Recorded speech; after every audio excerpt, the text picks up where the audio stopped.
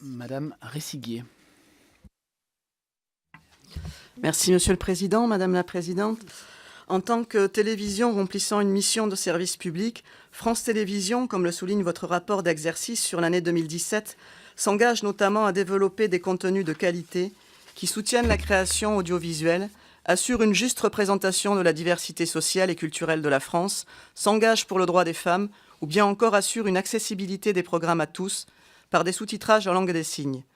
Or, dans sa réforme de l'audiovisuel, le gouvernement souhaite imposer un plan d'économie drastique de 190 millions d'euros au groupe audiovisuel public, qui touche en particulier France Télévisions, puisque le groupe se verra amputé de 160 millions d'euros à l'horizon 2022.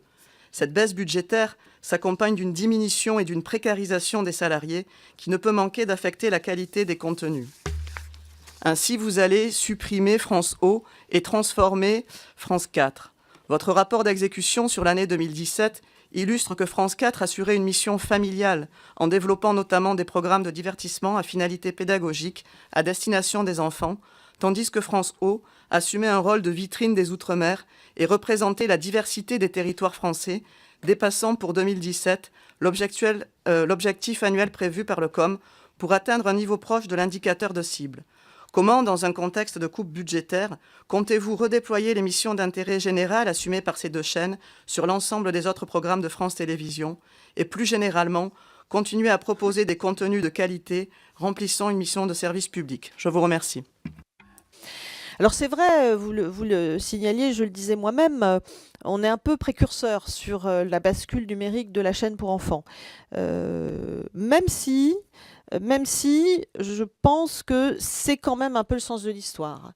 En France, les enfants regardent encore pas mal la télévision traditionnelle, mais dans d'autres pays où on voit que les GAFA sont beaucoup plus présents qu'ils ne le sont en France, en réalité, les enfants aussi ont basculé complètement sur le numérique.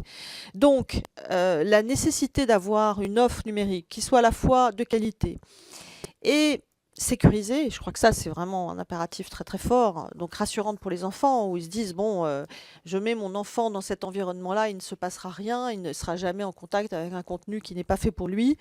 Ça, je pense que c'est nécessaire, c'est absolument nécessaire, parce que c'est le sens de l'évolution des usages.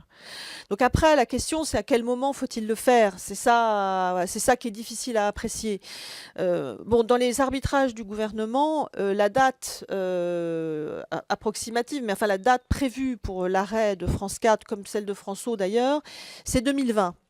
Ce qui nous laisse quand même du temps, à la fois pour dessiner cette nouvelle offre numérique qui ne part pas de rien. Hein. Je rappelle qu'aujourd'hui, on a déjà des offres numériques qui sont assez fortes sur les enfants, qui sont Ludo et Zouzou. Donc, on ne part pas de rien. On a déjà des plateformes qui sont existantes qu'on va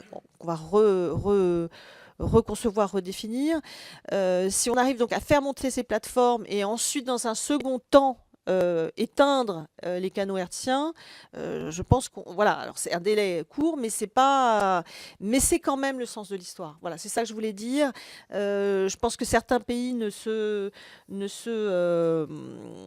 pas encore décidé de supprimer certains canaux hertziens, mais ça arrive, Voilà.